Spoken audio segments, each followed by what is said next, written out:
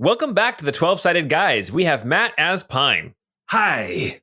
Scott as Roos. That's me. Jordan as Ebby. Salutations. Sabrina as Nari. Hey there. And me, Paul, as both Bull and Roz. You know, the Bailiffs. I think you're the only one who gets that, Matt. Squeak bow, dibbity down. That's right. Well, Disc 2 has proven to be deadly and dangerous with new mysteries and plots around almost every corner. Mysteries like, who are the Bailiffs? What's Mordecai's deal? And most mysterious of all, where's Roos's mom? Does she still live in Pine's old house? Did she move into the castle? We may never know. If you want to figure out the mysteries of Pavantis and get more content, access to our maps and wikis, and even character sheets, then check out our Patreon at patreon.com/12sidedguys. But even telling a friend or 2 or 16 helps us out. So spread the word.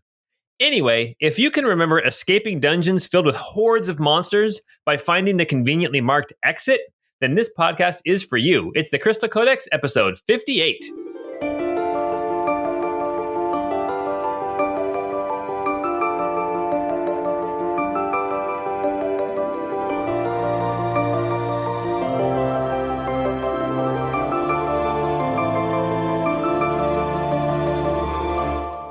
In games like Chrono Trigger, did anyone ever go back to visit the main character's mom ever in the game? Yeah, occasionally. I would use the bed to get my hit points back. Oh, yeah. A free in. Yeah. For some reason, I always had to introduce her to new party members to do like the little intro thing. That is fantastic.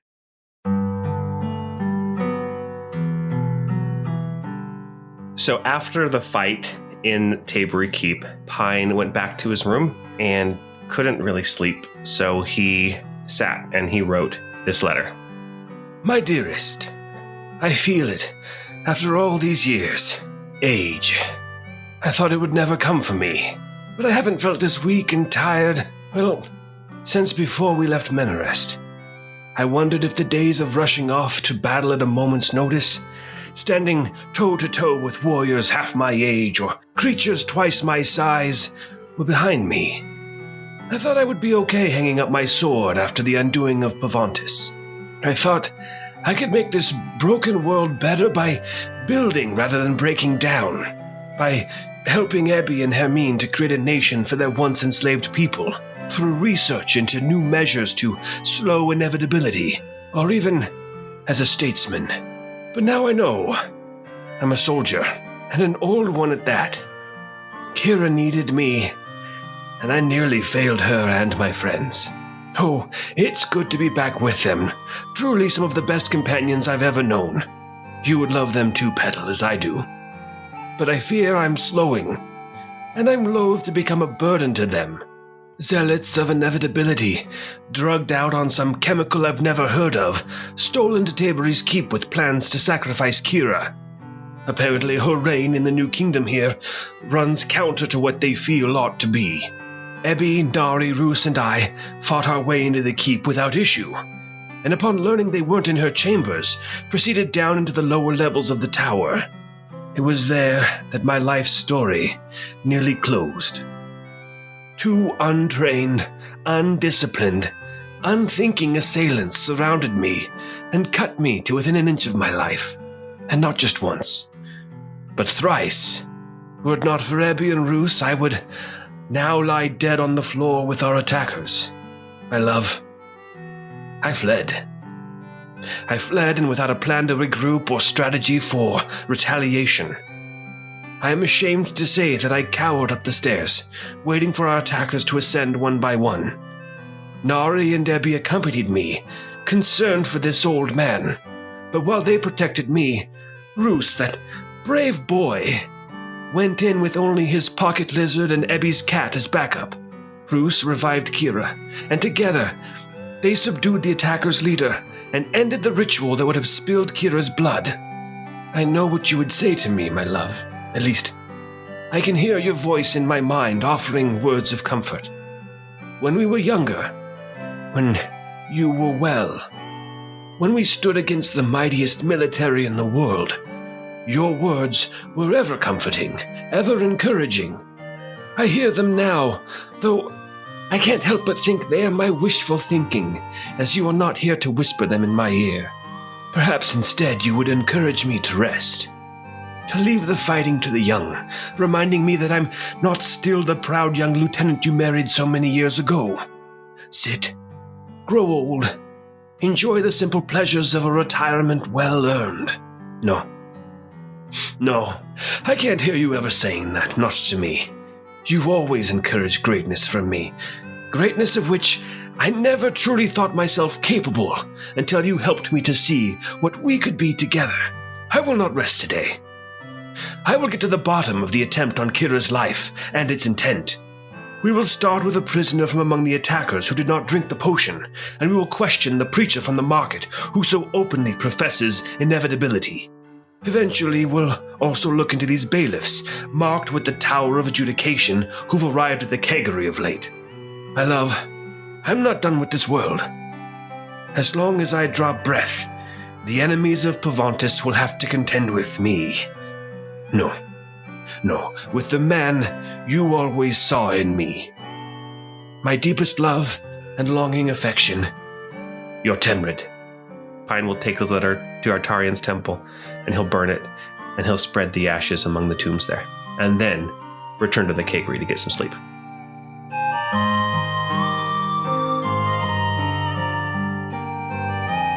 Awesome.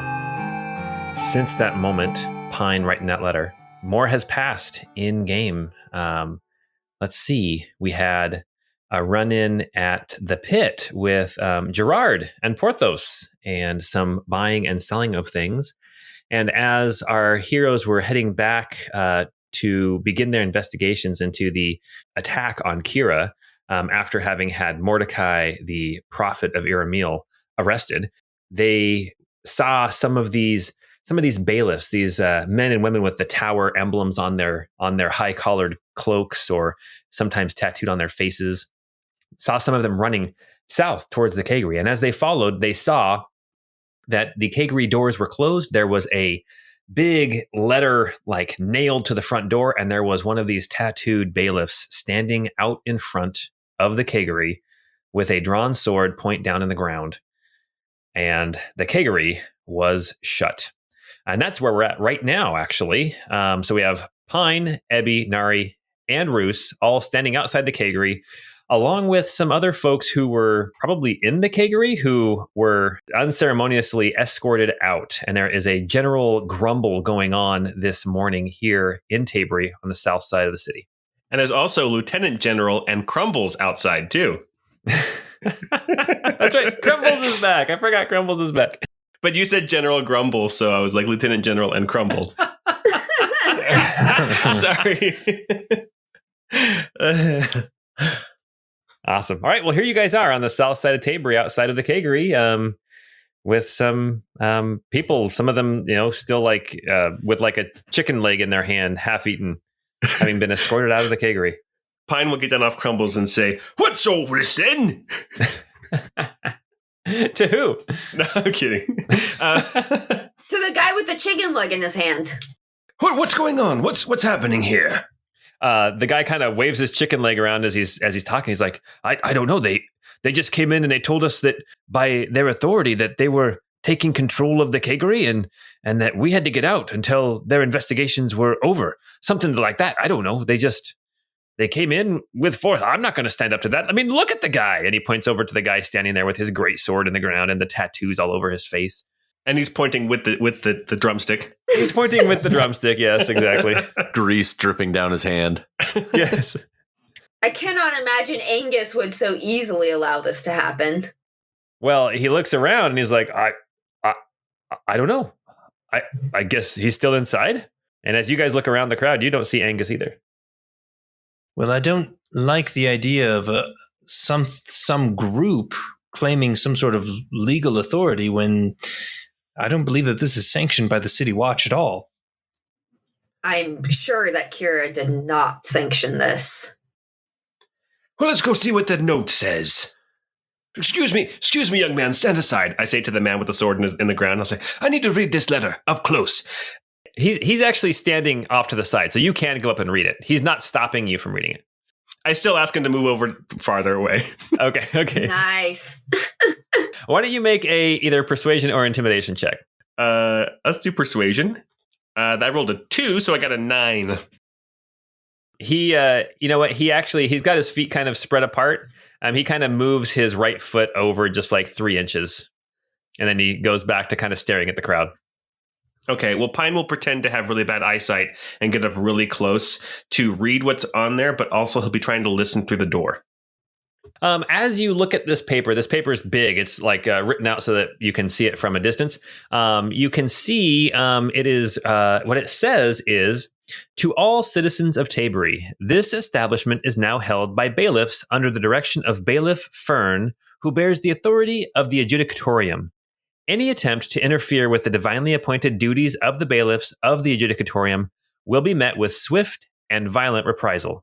Please utilize patience in this matter, as higher authority is currently en route to put a swift end to this temporary situation. The tower adjudicates. And that's where it ends. So Pine will read that out loud. And at the same time, can I hear if there's anything going on inside through the door? Why don't you make a perception check? Do I have disadvantage because of the door? Well, it's just that you don't have disadvantage. It's just a very high difficulty. You're listening through a big old oak door. And Nari's going to come stand right behind Pine, kind of like he's her grandfather or something, pretending kind of like she's helping him along, but really looking at that bailiff. Okay. So Pine rolled a 13 on his perception. Okay. Listening, you can hear, it's hard, you can't hear anything coming from the doors. You hear the murmur of the crowd behind you, and it's a little bit overwhelming. You can make out what people are saying behind you quite clearly. Some people are like, oh, I won't stand for this, and what do you think they want? And that kind of thing, But coming from inside of the Keggery, you don't actually hear anything, but not that you would even expect to. These are thick mahogany doors, actually. Yeah. Mahogany is actually a really good wood to work with because you can carve it without it having and cut into it without having a lot of splits and stuff. Well, there you go. Roos is going to walk up to the guy and in a loud voice, he's going to say more aimed at the guy, but in a way so that the crowd gathered hears him. And he'll say, the last time the adjudicatorium came and messed with Keggery, the citizens didn't take too kindly to, what was his name? Rolf? Oh, I remember Rolf. I remember him being gone. Why don't you make an intimidation check with advantage because Nari spoke up too. I'm not intimidating by any stretch of the imagination. But you opened your mouth. Hey, but I got an 18. You rolled an 18. You see, okay, so your intimidation, your words definitely got through, and you can tell instantly by his body language.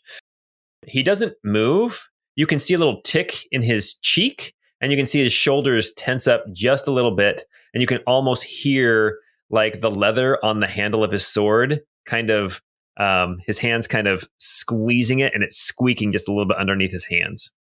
I'll pointedly look at his the leather in his hand, tensing, and say, look, there's no need for a fight. I think we need to talk to this leader of yours. There are better ways to go about doing an investigation than taking over some man's establishment. He says, well, that's not for me to say. Bailiff Fern is busy right now. Are you staying here at this inn? I was staying here at this inn, and my things are upstairs. So I'm going to go in, and I'm going to go see this Fern man. He says, very shortly, we will allow one person in at a time to go and gather their things. Patience, please. This is not your establishment. It is now under the authority of the adjudicatorium. Did Queen Kira give you authority? Because this is her city. Queen Kira did not need to give me authority. I do not speak for Queen Kira. I speak for the Tower of Judgment and the adjudicators. I can't say that word. The Tower of Judgment. The Tower of Judgment. I speak for the adjudicators and the Tower of Judgment. But that voice is not recognized here, right? And Ebby's going to kind of look to the crowd and be like, yeah, come on, guys. And Pine will say, what? What was that? Why don't you make a persuasion check to see if you can get the crowd riled up? I do not have good persuasion, but we'll try. Oh, nat 20 for a 21. Oh my gosh. Nice. Yes. The people of Keggery love us, and you can't help that. The guy with the chicken leg is like, yeah, that's right. That's right. We won't stand for this. You guys don't have authority here. Yeah. Give us back our stuff. Give us back our inn. Queen Kira. That one doesn't really take. You're like, give me my stuff. Give me my stuff.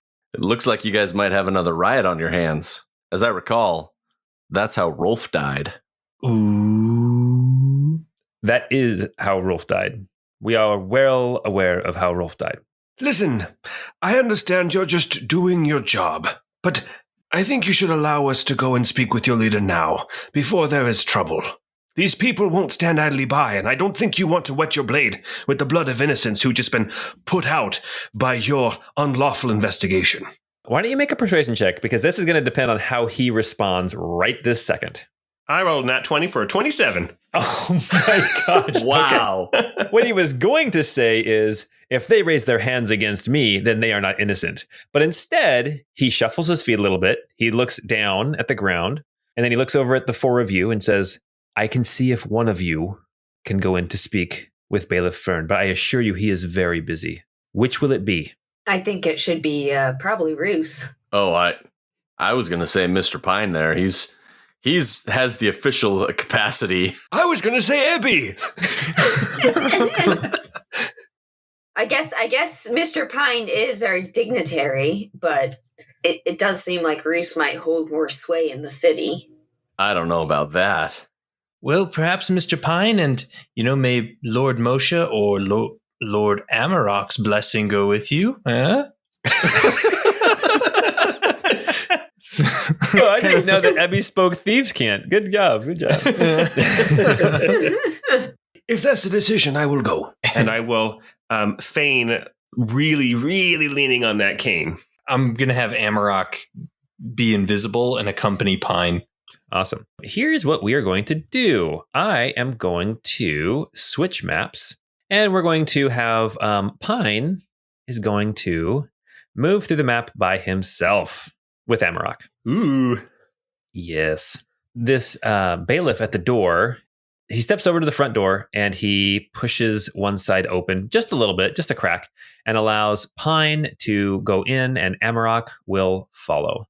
He closes the door behind you, or behind him. He comes in as well with you, and then you can see in there there's other bailiffs kind of moving around in the common room. And if you want to make a perception check, you can. But it looks like there's basically there's some men, some women, and you see some other of these bailiffs that have like the tattooed of the tower on their face or on their hand, just kind of moving around. They all seem tense and ready for anything. But you rolled. What did you roll for your perception? My perception was a 15. One thing you notice is none of them have drinks in their hands. It doesn't look like anything's like been turned over. They're not eating food off of the tables or anything like that. It looks like they're pretty disciplined. They're not looting the place. They seem to be treating it with respect. Pine will actually say that out loud, assuming that Amarok will help them, the rest of the party, kind of, communicate. So Pine will say just out loud, "It's good to see you're disciplined. It's good to see that you're not at least looting down here. I wonder what our rooms look like upstairs, though," as I shuffle by. Yeah, one of them stands up and he looks you right in the eye and says, "Your things are right where they were left. I can assure you." And then the tattooed bailiff from the front, he says, "If you will please wait here, I will go speak with Bailiff Fern and see if he can be pulled away to speak with you." And he will move past you and go up the stairs and out of sight.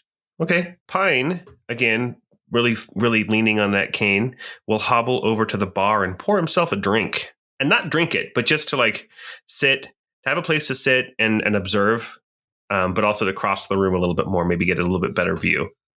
Yeah, I mean, so if you want to describe what you see for everybody else, that'd be fine. All right. So it looks like I see in this room, I see five potentially bailiffs. There's somebody on the stairs that I can't really see. Oh, okay. No, that was the guy who went upstairs. Sorry. Okay, so I see 5. Originally, I saw 4, but there was one that was blocked. But there's one bailiff by the stairs that lead up to our rooms. There's one at the bar. There is one kind of in the immediate entryway of the common room, and then there's one on the south side toward the entrance as well, among the tables. But that's pretty much all I see. I don't see Angus. You do not see Angus, no. As you reach up to go pour yourself a drink, this female bailiff, as you reach for a bottle, she puts her hand on your wrist and she says, "Nothing that you haven't paid for, please." Oh, I have a room here. It's on my tab. You can ask Angus. Where is he? The drink will have to wait. What? I'll pull out a silver and put it on the bar. She slides it back over to you. She says, "I am not a bartender. Well, where's Angus? These are not my goods to sell." Well, there Angus is. Where is he? Not here. Oh, I'll just grumble like a grumbly old man. You can tell that her patience was starting to wear a little bit thin. One thing I want to describe to you, I'm not sure if you can tell by the map, but behind the bar, there are 2 doors. The door to the north leads to the kitchen, and that's where food and extra alcohol is kept. And then the door straight to the west behind the bar, you have not really seen back there, but you're pretty sure it's a storage room of some kind. So the entrances and exits out of this main common area, there's the kitchen to the north, the storage room to the west, and then the main entrance to the east, and then the stairs going up. After a couple of minutes, you actually see the tattooed bailiff come back down the steps. He walks over to you stays a little bit away from you, and he kind of gives you a little bit of a bow, but bows his head towards you, Pine, and says, "Bailiff Fern will be down shortly." And then he will take his leave and go back out and stand out in front of the Keggery, closing the door behind him. And just about the time that he closes the door, you can hear footsteps coming down the steps, and you see this man come walking down the stairs and into the common area. Why don't you... you don't need to make a perception check. You can tell right off the bat. He looks kind of similar to Librarian Horton. He's got kind of a little bit of like a tan or greenish cast to his skin.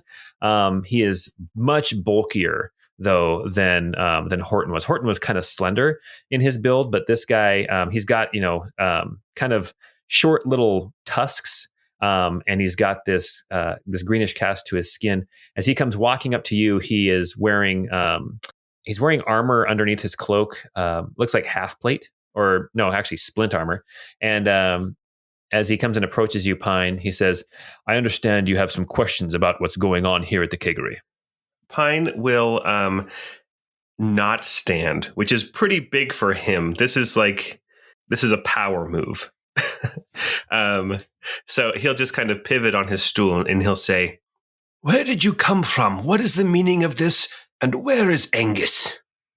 "I come from the city of Almar, under the authority of the adjudicators of the Tower of Judgment. And Angus is upstairs." Wait.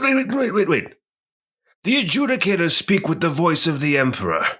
There is no Emperor. "The adjudicators speak with the voice of judgment." Oh, they changed their story. Okay, I see. Maintaining power. "The adjudicators speak to keep Pavantis safe and under control." We're under control by whom? "By the voice of reason." And whose reason is that? Because what I see, you've come into this establishment, you have asserted authority where you have no legal authority, kicked all these people out of their rooms, and now you're conducting an investigation. No one will even tell me where the barman is. "He's upstairs.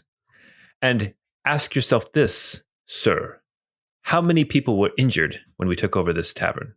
How much things have we stolen? How much have we looted? Nothing. Everything will be returned to its rightful owner. You are staying here at this inn. Why don't I accompany you up to your room? You can get your things and go find another place to stay until our investigation is done." No, I don't think I will. "Then I'm going to have to ask you to leave." No, I don't think I'll do that either. I need more answers from you. Why are you here? Why do you have Angus upstairs? Make a persuasion check. This is going to be intimidation. I'm trying to be assertive with this man. Okay. Why don't you roll it? That's another nat 20 for 27. Woo! On fire tonight. Wow.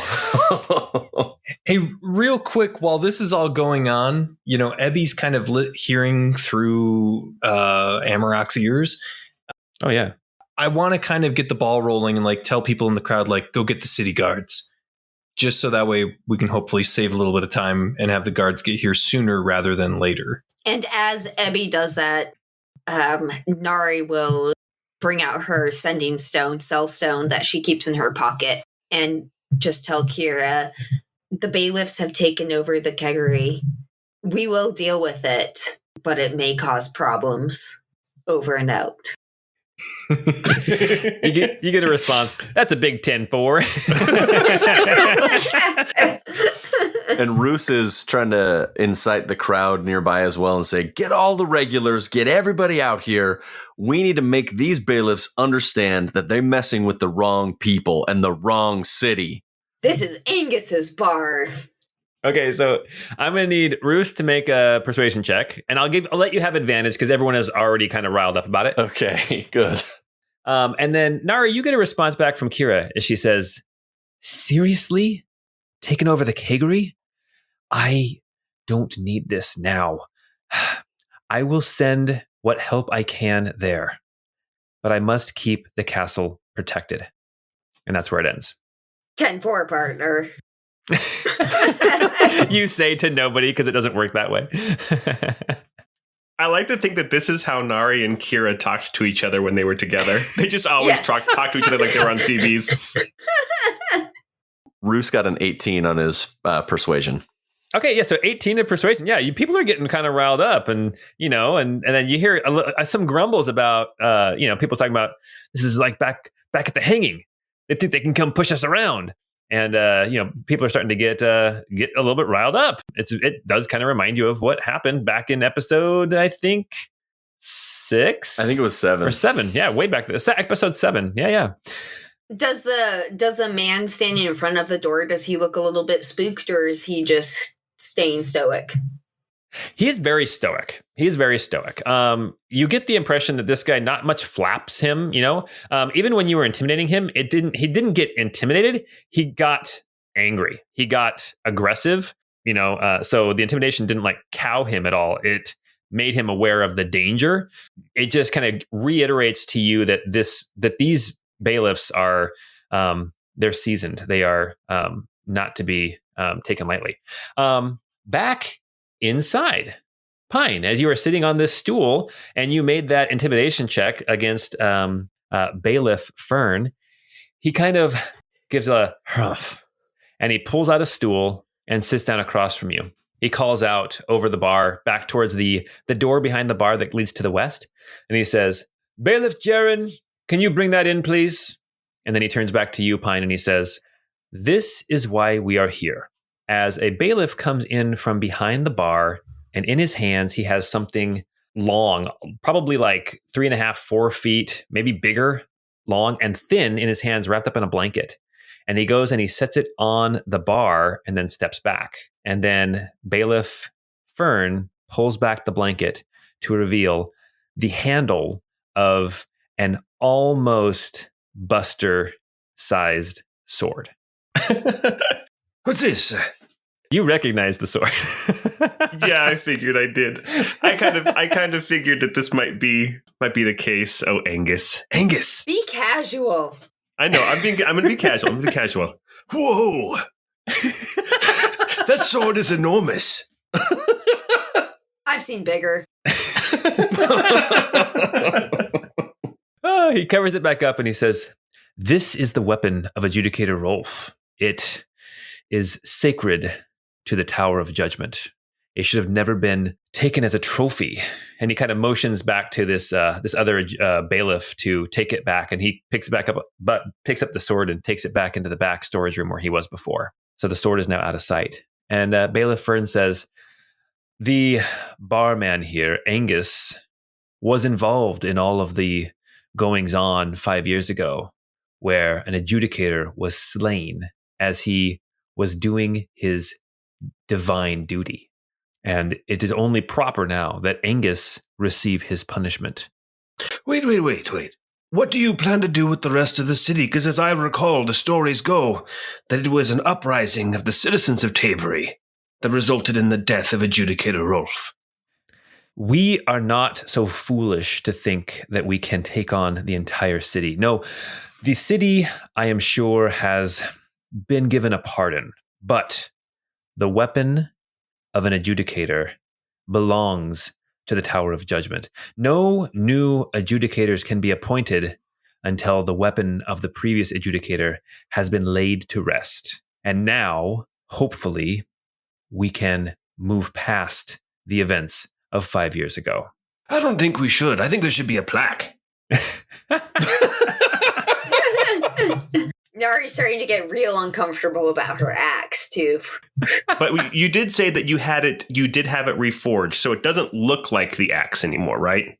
Yeah, no, it definitely, I used my old wrapping on my other axe, and it shouldn't be recognizable, but I don't trust these guys. They may have some magical means, who knows, yeah. Yeah, so Nari, you don't even know that this is going on, but Pine, if that thought crossed your mind, why don't you make a quick Arcana check? Pine rolled a 10. You hope that Nari's axe is different enough that it would not also be detected. Yep, that's what I'm thinking. And then Bailiff Fern says, now, if you'll excuse me, I have more work to do before my superiors get here. So would you care for me to show you to your room so you can get your things? Or would you like to leave and wait for this establishment to open up completely again? Who are your superiors? Is there an adjudicator coming here? Yes, there is. That really worked out well last time. I can assure you this adjudicator does not travel alone. And we, the bailiffs of the Tower of Judgment, are here to make sure that the adjudicator stays safe. Why don't you make a history check, Pine? Okay. I think we may have already done this, but it's probably needed to be done. Why doesn't everybody make a history check? You guys are all kind of dealing with the bailiffs and stuff. Pine rolled an 8. Roos got a 15. Ebby rolled a 14. Nari rolled a 7. Roos and Ebby. Ebby, you've done some traveling in Almar and in now currently Racolia, which is what the Almar province is now called, the city-states of Racolia. But Roos, you've had some dealings, back in your days of Howling Talon and everything, you had some imperial dealings. You have never heard of bailiffs, ever. This is not something that you're fairly certain this was not something that was going on with the Empire 5 years ago, before the Empire fell apart. Bailiffs are something new. But I don't know for certain that the Adjudicatorium are involved because I'm not in that room yet. So no, but you guys had already kind of surmised that, I think, last time we got together. Okay. Plus, Ebby's kind of listening through Irmak, right? Or Amarok. Yeah, that's right. That's kind of what I was assuming, was that we were getting the gist of things. Yeah, I think it's like a poorly done live translation is what's happening, where Ebby's like, now they're talking about this. Oh, good one, Pine. Sick burn. Oh, I'll tell you guys later. I may have misheard it, but I think Pine was asking for a teriyaki bowl. Yes. Oh, and Pine's boot is untied. Oh, Pine, tie that boot before you trip. I don't know, something like that. Amarok, you're looking the wrong direction. All right, so is Amarok staying in the common room, or Pine? I guess actually, first off, Pine, what are you gonna do? You gonna go up to your room and get your things, or are you gonna be escorted out, or are you gonna do something different?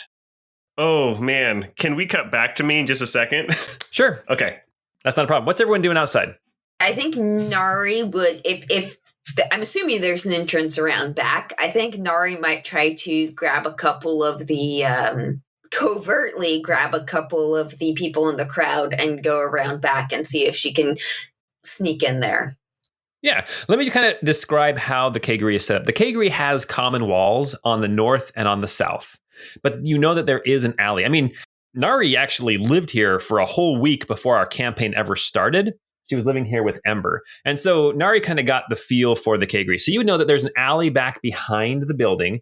But on the north side of the building and on the south side of the building, it shares a common wall with the two buildings next to it that go up to the second floor. And then on the third floor, the Keggery kind of rises up above the other buildings. So then there's windows all around. But yes, there is definitely a back entrance. In fact, there's two back entrances that you're aware of. One leading into the kitchen and one leading into the storage room. They're kind of in the same area back in that alley. So you want to sneak around to the back. That's not a problem. Yeah, I want to sneak around to the back, and then I don't know if someone from our party wants to come with me, that would be cool. Or I could even grab someone from the crowd. Ebby or Roos, you guys want to go with her, or are you guys going to stay out in the front? Yeah, Roos will go with her for now. Okay. Maybe Ebby will stay in the front in case guards come and he can help direct them. All right. So as Nari and Roos are making their way around to the back, Ebby, you do see that there are some constables starting to show up, carrying spears and shields. They're kind of like moving to the crowd, and they're all, "What's all this then? What's all this then? Hello, hello, hello." Doing that whole constable thing. I took an arrow to the knee once. And then somehow the hello, hello, hello turns into forget about it. Sorry, that's Patreon exclusive content. That's why I don't do accents generally, because it always turns into a guy from New Jersey. Anyway, yeah, so you do see some constables starting to show up, and they're looking around for someone to kind of explain what's going on. They see the notice on the front of the inn. They see the tattooed bailiff standing in the front there with his sword drawn. You can't help but notice that they don't go and approach the bailiff. They kind of stop and kind of are looking and kind of assessing, but they do not go up to approach the bailiff. I think Ebby's going to try and antagonize a little bit and be like, and so what? We're going to let the Empire just waltz right back in and take the Keggery like they own the place, like it's the Empire all over again. Is that what we're going to have happen here? And see if he can kind of rile up the crowd a little bit. Okay, well, you know what? You can, because they're already getting all riled up. Like, yeah, this is bull honky. This is some real bull crap. It's bull crap. I don't know if that's a slur, Paul. I don't know if it is either. I don't know. You can just make up a slur that's part of the fantasy world. That's a bunch of bull dropping. I don't know. Whatever. We'll move on. We'll move on from that. But yeah, no, people are actually starting to push forward a little bit, and like you actually get one person like starting to like pick up like a dirt clod, and he throws it at the bailiff standing there at the front. It misses, but the bailiff kind of goes from having his sword point down to he kind of raises his sword up and he puts it up over his shoulder. Not quite ready, looking like he's ready to swing, but it's definitely a more aggressive pose. Roos and Nari, you guys make your way around to the back alleyway. You can see it's pretty narrow back here. So it kind of skirts along back here behind the Keggery. You know that if you keep heading to the kind of the northwest corner of the building, that's where the back entrances are. I think that's where we want to head. I would imagine we would want to sneak a little bit. Why don't you guys make some stealth checks? Roos is going to offer some pointers to Nari, and she's actually going to get advantage on her stealth check. Oof, you didn't have to do that, but thank you. I just rolled a 23 on stealth, but let me roll again just in case. Oh no! Yeah, maybe you should look out for yourself there, Roos. Hey, just to save face, I'm going to use one of my D8s and maybe do a little bit better than that. Oh my gosh, what did you roll? I rolled a 1 and got a 7, and then with my squire helped me out and maybe moved a twig so that it didn't snap, and added 7, so I got 14. Okay, let me see. Let me just check something real quick. Passive perception. Okay, all right. Yeah, go ahead. You guys can kind of sneak up a little bit more as you guys get further to that upper corner. Nari, you kind of peek your head around the corner where the doors are, and you can see that standing outside, you see another one of these bailiffs. This one is not tattooed. This is a female bailiff. Looks like she's wearing like plate armor underneath her cloak. She's got like a tall collar with a pin of the tower stuck to it. And she has a great sword as well, but it is not drawn. It is still like strapped to her back. And she actually has got her arms folded and she's leaning up against the back of the building. Not asleep or anything, but just kind of relaxing. And you don't think that she noticed you guys because she hasn't said anything. but she is kind of right between both of the doorways. What do you think? I mean, I'd prefer not to take her out, but we might have to knock her out at the very least. I mean, we can try. I would rather her not make a sound. I think that's the most important thing. Roos is going to look up. Are there any window, like second story windows? So there are second story windows, but just so you know, this portion of the Keggery, where these back doors are that opens out into the alleyway, it's actually there's a section of the second floor and third floor and fourth floor that kind of extends out over this. So you're kind of underneath where this woman is standing. She's kind of underneath the second floor, if that makes sense. Okay. And there are definitely windows on this back side, and I guess you would assume that they would go into some of the rooms on the second floor. So could Nari lift me up there? She could lift you up, and you could try to climb a little bit and get up there. I'd say that she could assist you in climbing. Yeah. Okay. In an athletics check or acrobatics. I'll let you do acrobatics too. Okay. I can toss you. Yeah. Why don't you toss me, and then I can help pull you up. That sounds great. Okay, so why don't you make an athletics check, difficulty 12? Nari will practice her cheerleading moves. UGLY, you ain't got no alibi. Ruth's got a 14 on acrobatics. Wait, did you use advantage? Oh, I forgot to. Well, I mean, I passed, so we're good. Oh, okay. Yeah, okay, so Roos, you get up to this window and you kind of shimmy it open, and then you climb in, and sure enough, I'm pretty sure you're in a bedroom on this second floor. Let me look. Yes, you are in a bedroom on the second floor. Awesome. So I'm gonna hang down and reach my hand out and try and help pull Nari up into the room with me. Okay, perfect.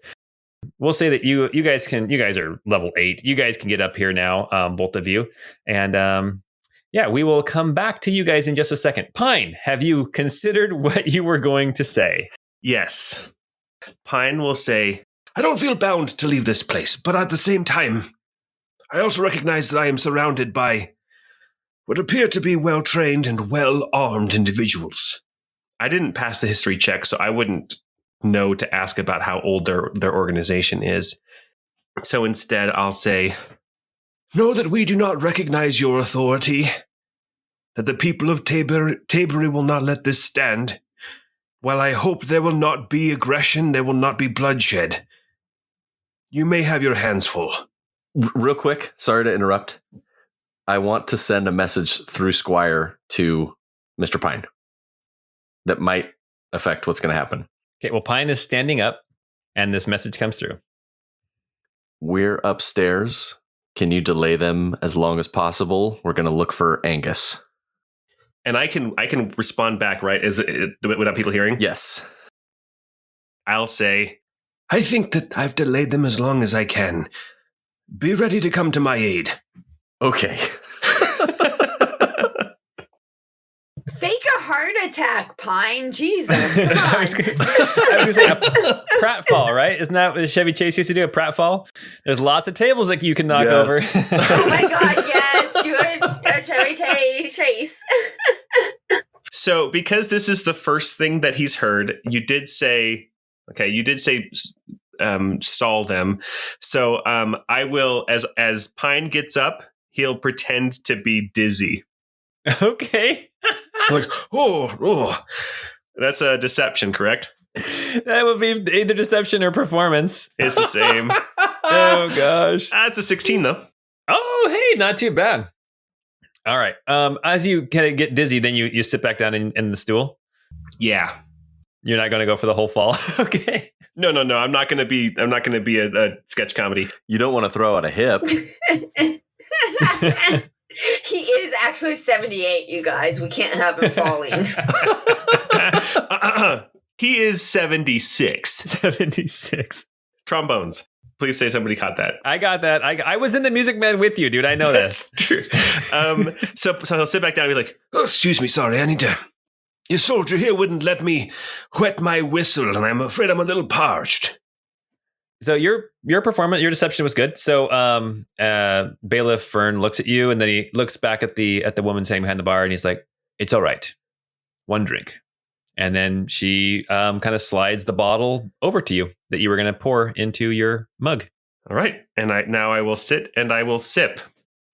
I figure the conversation's over.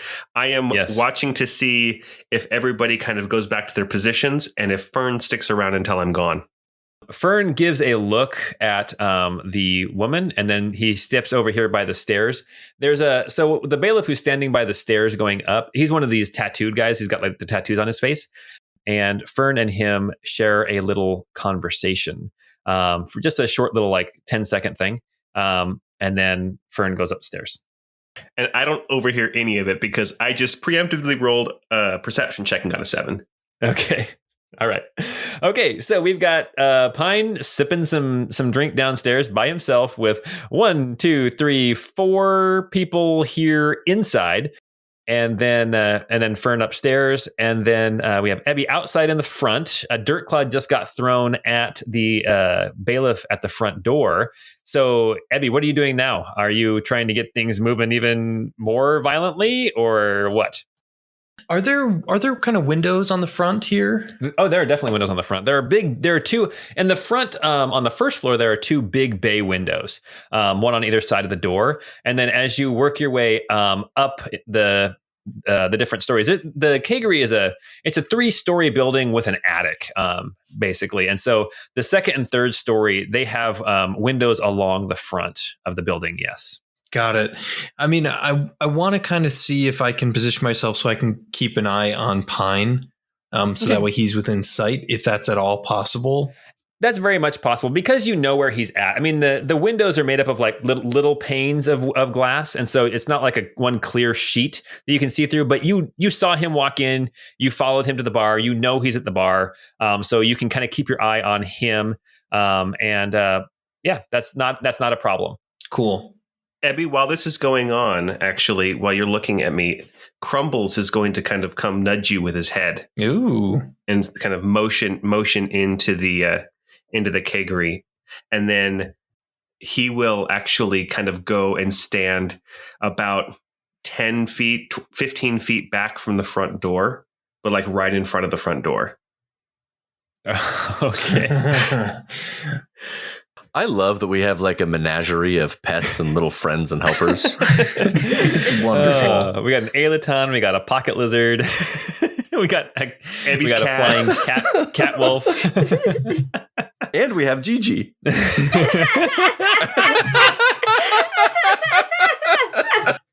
Oh, sorry, I thought you were talking about other pocket lizards. Gotcha.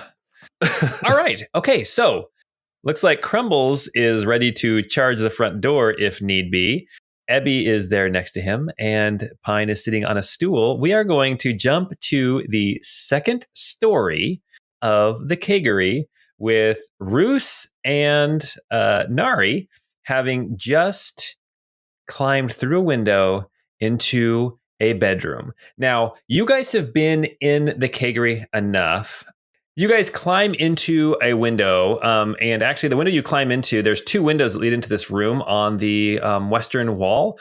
This bedroom is one of it's not the nicest room, but it's one of the nicer rooms. It has 2 beds in it. It's got a couple of little dressers, and there is a door on the south side of this room. You know, having been in the Keggery plenty of times, that this floor has a row of rooms along the north, a row of rooms across the middle running from east to west, and then a row of rooms along the south wall, and that there is a hallway and that goes all the way around kind of the middle of the room or the middle of the floor. And climbing into the window that you did was actually very lucky, because one more window further south and you guys would have climbed out into a hallway, and who knows what's going on in the hallway. So you guys are in this bedroom. Can we listen at the door? Yeah, you can listen at the door. Why don't you make perception checks? Roos got a dirty 20. So dirty. That's a stanky 20. Nari got a 13.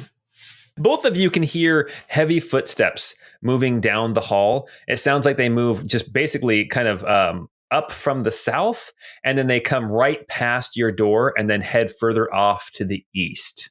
So it's like they came up one hall and went down another hall. And as you're sitting there, Nara, you hear the footsteps, but Roos, you can also hear that after the footsteps go by, there is some gentle conversation, quiet conversation going on the other side of the door. Just a little murmur. You can't make out what's being said, but it's very, very quiet. And you notice that as those footsteps walked by, the conversation stopped. And then once the footsteps were gone, the conversation started back up again. And it is literally like right outside this door. Okay. I think we have guards posted right outside this door in the hallway. Can I kind of do a general scan of the room? Like, does it look like someone's actually staying here? Like, is there a reason they would be guarding this room? There is, it looks like somebody was staying here. There's some clothes that are shoved into the little nightstand, and then the bed has not been made yet. One of the beds has not been made yet. There's, it looks like just some personal belongings in here. You can, as far as insight, I'll just let you use your passive insight. You don't know why they'd be guarding this door. It doesn't seem like anything special about this room. They might not be posted right outside this door, but just in the hallway. It sounded like you had some ideas, so I am super open to hearing those. We can try and sneak through the hall, and if we're caught, we can pretend we did this like 5 years ago. It wasn't super convincing, but we can pretend to be lovers again. Excuse me, it was so convincing. It worked perfectly. I am a babe who wouldn't want to be my lover. And then I'll glare at you. Who would not want to be my lover? Wanna be my lover, wanna be my lover. Look, I know Kira has excellent taste. You're a very pretty lady. Okay, well, I'll just give you my second idea. I can make myself look like one of them and pretend like you're like someone I caught sneaking around. That's my other idea. That might be more convincing. Not because I'm not beautiful, attractive human, but that might be more convincing, yeah. Yeah, I wasn't trying to say anything about the way you looked. Well, no, you would just be intimidated to be with such a lovely lady. I get that. Yeah. Roos is going to make himself look like the guard that was posted out the front door. Pull out his makeup kit and, whip himself up. And, suddenly he looks up. It looks exactly like the guy at the front door. And you can also make your armor. You have the glamored studded leather, don't you? Yeah, I have glamored studded leather. The rules is written for disguise self. I can make myself look like anything, though, even without the glamored. Right. Nari's going to be really impressed and be like, "Hey, maybe you could teach me how to use makeup like that. That you look really different and good." Yeah, you should start a TikTok channel. Can you teach me how to contour like that? I am really good at this contour thing. I'll definitely show you. Let's sneak out the door. Okay. Why don't you make stealth checks? Oh, man, I'm so nervous. And I'm giving Nari advantage again. Okay. Roos got a 16. So with advantage, Nari got a 12, but I am going to use dice to roll another d8 and try to add to that. I am going to do the same, and I rolled an 8, so my 16 turned into a 24. Perfect, and my 12 turned into a 19, so hopefully that's good. All right. You guys sneak up to this door that opens out into a hallway, and you crack it open. And the first thing you see is that literally just like a couple of feet from the door in this hallway, you see two bailiffs are talking to each other. One of them's back is turned to you. They're having just kind of a conversation. One of them mentions, "When do you think he'll be here?" And then the other one says, "Oh, I heard she'll be here." And then they're just kind of having this little conversation back and forth. And you can see that this hallway runs from east to west, from the east edge of the building all the way to the western edge of the building. And you are on the northwest edge of the second floor of the Keggery right now. Could we head to the stairs up from here? You can. So the stairs up, you would know, are in the northeast corner of the second floor. Okay. So Roos is going to start silently going down the hallway towards the east, towards the stairway. And Nari will follow him. You guys are moving so quietly. You pass these two bailiffs who are having the conversation down the hall. You can see that on the left side of the hall, there are doorways. You know that those are rooms. Actually, Nari, as you're going down this hall, you can remember 5 years ago coming up this very hallway to come and get the assistance of your good friend Ember, who was in the middle of work back when the Empire showed up in episode 1. I miss Ember so much. So much. Well, you are approaching the room that she used to use for work. A couple tears form in my eyes. Well, the room that she used to use for work is it's kind of, the door is right by the stairs going up, and it kind of tucks in behind the staircase. It's kind of a little bit of a smaller, kind of tucked away room, but it's right there by the staircase going up. So you're approaching her old workroom. As you continue to move down the hall, Scott, I'm pretty sure that you saw something that you're kind of stopping. I can see the corner of something, but I can't tell what it is at the edge of the hall. As you're sneaking, you can tell that you can see like the foot of somebody standing at the edge of the hall that you would know is kind of right by the staircase that goes up to the 3rd floor. Okay. So somebody is standing there. And when you mention that to Nari, it seems like somebody is standing right in front of Ember's doorway. I think if we're quiet, we can probably make it past this person as well. I'll do my best to be sneaky. Well, you're definitely quieter than me so far, so I think you got this. It's because I'm so light on my feet. All right. So you're going to continue on down the hall. Yeah. Very good. Let's see what's going on with everybody else. Pine, what are you up to in the main room? Pine is kind of in a holding pattern, sipping the drink, and maybe starting to act a little buzzed, just to kind of give myself more excuses for behavior in here. But just sitting there drinking and kind of looking around. I'll even look out the window, and I'll just gotta give a little wave to the crowd out the window. You can see the agitation starting to get riled up. The woman standing behind the bar, she's like, "Okay, sir, I think it's time that you left." Wait, it's just, it's so good. So tasty. Hoppy. It's hoppy. She comes around the bar and she holds out her arm to you and she says, "Here, let me help you to the door." Oh, I don't need all that. And I'll stand up by myself, and I'll start to slowly make my way toward the door. Okay. Can we cut to Ebby really quick? We can cut to Ebby, but I'm going to jump back up to Nari here real quick first. Nari, you and Roos are in the hallway sneaking along. You can tell there's somebody by the door to Ember's room. Nari, as you're standing there, you suddenly hear a voice in your head, and it is Kira. And it says, "I can't send much help, but I did find some. They're on their way now. Please be careful." And that's where it ends. I will do my best to whisper to Roos and say, "Kira's sending some help. I don't know what that means, but it sounds like there's at least something." What's our play? Do we want to try and sneak up to Angus, or do we want to? Well, here we're gonna jump back down now to Ebby. I just wanted to get that message out there. Ebby, you are out there in the crowd. You can see it. More constables are showing up, but there's still only like 3 or 4 of them total. And they're kind of talking with each other. They kind of one of them will go stand on one corner of the building, the other one stands on the other, and then the two kind of in the middle are they're kind of standing there like not knowing what to do. They look at this guy standing by the front door, and they can tell that they're outclassed. But the crowd is getting agitated.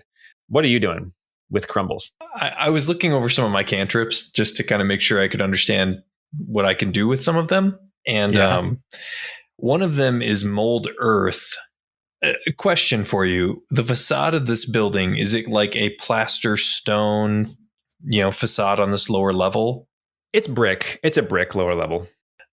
So one of the abilities of mold earth is that I can cause shapes, colors, or both to appear on dirt or stone, spelling out words and creating images or shaping patterns that can last for an hour. Okay. So what I would love to do is have words kind of appear more or less on the far side of the building, like on the left side of the door, not right next to the door, but over to the side where maybe the windows are, over the corner of the building. Okay. And I want the words to say, "Death to the false queen, long live the empire."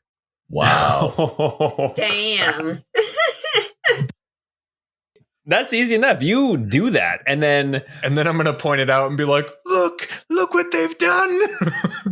Oh my gosh, no roll needed. You see a couple of guys start prying up cobblestones, and suddenly this guy has some big rocks being sent his way. In fact, we're going to make a couple of rolls to see if he gets hit. Oh crap, he got crit on with a cobblestone. Yes. Not that much. Oh my gosh. He takes 10 damage from a cobblestone. Whoa. Yeah, well, I mean, so the guy crit, it was a D4 for a rock. So, and then I rolled a 4, and then +2, why not? So 10 damage from this cobblestone. Suddenly, this guy's sword is out and pointed at the crowd, and he's looking around, and let me see what he is going to do. He is trying to figure out who threw that rock. He can tell that things are getting out of hand, and he's going to make a roll, and he only rolled a 3. So he actually, before anything else happens, he actually opens the door and backs into the common room. Pine, you see him come backing into the common room and close the door. And when he turns around, you can see he's got blood on his head from where he got hit by a rock. And he says, "The crowd's getting restless out there. It's going to get dangerous very shortly." And you can see that this woman who has been trying to help you, Pine, to leave, suddenly ignores you. And she draws her sword and goes and stands down by the front entrance. And there are now 4 adjudicators standing by the front doors. And the one who was in the back storage room behind you, Pine, he comes out as well, no longer carrying Rolf's sword. And he is going to go to the front as well. So now you have 5 of these bailiffs who are waiting by the front door. I may have said adjudicator earlier, but I meant bailiff. And the one by the stairs is staying by the stairs, but everyone has weapons drawn. And for the moment, Pine, you are ignored. Ebby, anything else you're doing out in the front? More just kind of agitating him and or kind of trying to rile up the crowd even more if I can. Be like, look, they're trying to secure the Keggery for themselves. We can't let them take the city back. And just, trying to cause a nuisance as much as possible.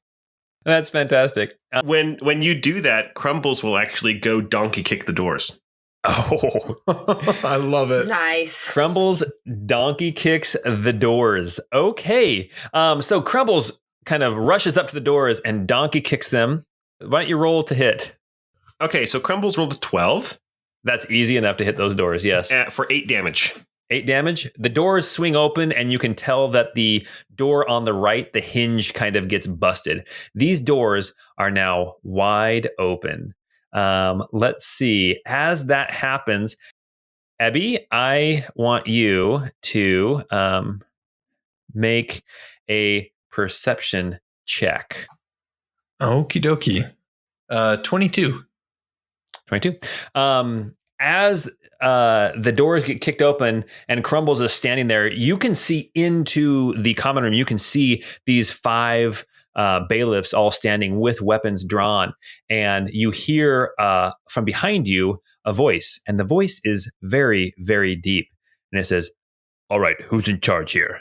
And when you turn around to look, you see a familiar face. He is large. He's got like dark brown skin. He's got little tiny horns on top of his head, and he has a big maul over his shoulder. And you recognize Brinby. Brinby, tiny, Pine's old valet. Hot damn! Yes, an old ally from Fallen Heaven. He comes up, and you can see just barely the top of somebody else's head who is much, much shorter than Brinby. But you hear another voice that you recognize, and it says, "Looks like the fun's already started without us." And you recognize the voice of Hebo, who was that short man who, I don't know if you guys remember this way back in like episode 21. He's the one who actually was with Kira with Fallen Heaven, who ended up taking the priest of Iramil's mace. And as you look, Ebby, you can still see that mace up over this dude's shoulder. So Hebo and Brinby are there. Hell yeah. And with your 22 perception, you see a third person show up that actually you recognize as well, although from a very different situation. This person is wearing armor. very well-made armor. He stands probably about 4'10", big, thick, blonde beard hanging down to his belt. And he's got a shield on his arm.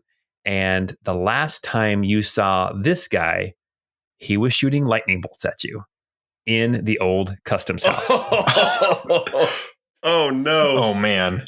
And these three are together as they come into the square out in front of the Keggery. Ebby, you can see in here these 5 bailiffs all ready for battle with their swords drawn, but you can also sense the tension of these citizens behind you, and they all start to rush the doors of the Keggery, yelling and hooting and hollering. Pine, you see this as well. It's kind of intimidating being on the opposite side of this mass of humanity rushing into this very small space. Pine chucks his bottle at the back of the head of somebody, of one of the bailiffs at the door. Just chucks it. Yes. Okay. Yeah, so which one are you throwing at? There's 5. There's basically 2 in the front, 2 in the middle, and 1 in the back. It's like a bar fight. I love this. So I'll pick the one who's already been bloodied, who's already been hit by projectiles today. Okay, yeah, so he's in the front. Somebody better get chucked through a window. It better not be me. Yes. Oh, it'll happen. All right, throw this bottle. Yeah, so a 25. Okay. All right. And then a bottle is an improvised weapon, so not quite as bad as a rock. What did you say? I'd say that's basically like a punch, like a ranged punch. Oh, well, then it doesn't do any damage. Well, no, add your dexterity to it. So it's 1 plus your dexterity modifier. Okay, then that's 5. 5 damage. 5 damage. Oh my gosh. Nice. Okay. That guy instantly whips around and sees you, Pine, and he starts to move towards you. We are going to go back upstairs here real quick to the second floor. Roos and Nari, you guys can hear suddenly commotion. You can hear coming from downstairs and out in the front here on the east side of the building. You hear like the roar of the crowd, and you can hear somebody downstairs yell out, "Get ready, they're coming!" And then you hear from behind you these 2 bailiffs that were in the hall that were having a conversation. You hear their feet go pounding south towards the staircase heading down to the first floor. And you also hear 2 more sets from another part of the building on the second floor go pounding down past you. Nobody comes running past you or into your view, but you can hear people moving away from this floor. So it seems like whatever happened downstairs and outside has cleared out this second floor at least a little bit. But you can still see that foot of whoever is standing in front of Ember's door. You can still see that person. They shifted a little bit, maybe a little uncomfortable, a little uneasy, but they're still staying put. Make perception checks, Nari and Roos.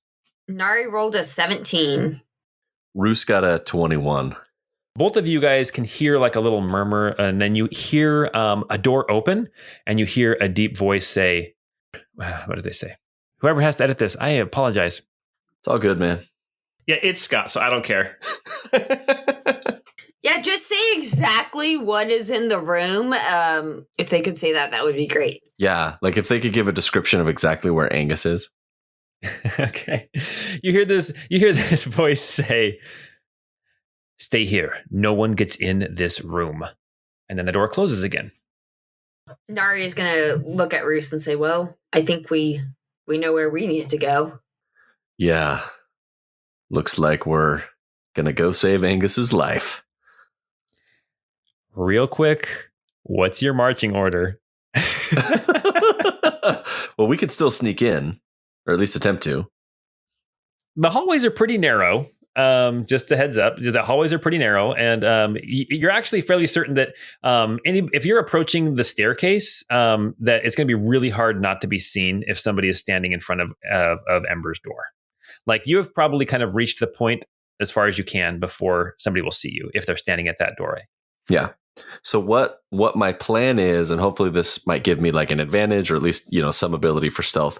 I want to use Squire via the spell Thaumaturgy to go and open a window like the other direction to try and get the person to look somewhere else so that we can sneak in.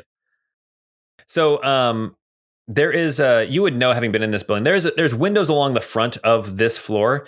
So windows along the east side and along the west side, but not on the north or the south side, because on this floor it still has a common wall with the building to the north and to the south. So you can open up a window in the hallway that runs along the front of the building if you want to, down in the south. The other thing that he could do, if the door to that room is unlocked, Squire can open it. So that's doable. I'll whisper out, Squire, go open that door.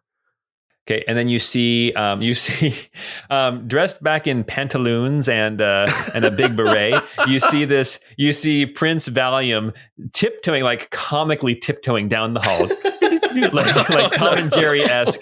And then suddenly you hear this door go slamming open, and you hear this, "What the?" And now, if you guys want to make your move, you can do it now. But I still want to know your marching order. I think I'm gonna let Roos go first, just because he's a little bit more sneaky than me. Okay, I'm just gonna bolt into the room. Okay, you come around the corner, and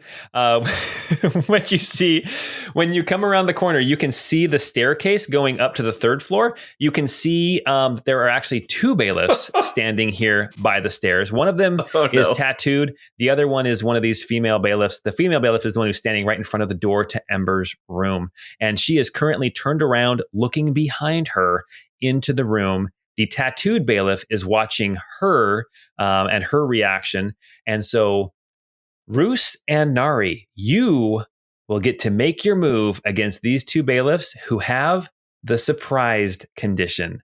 Yeah. When we roll initiative next time. No! Oh my gosh, you guys. What a buildup. Oh my goodness. Okay, the attack on the Keggery is about to happen, apparently. Excuse me, the attack on the Keggery already happened. This is the saving of the Keggery. Yes, this is the liberation of the Keggery. Thank you, Pine. Oh my gosh.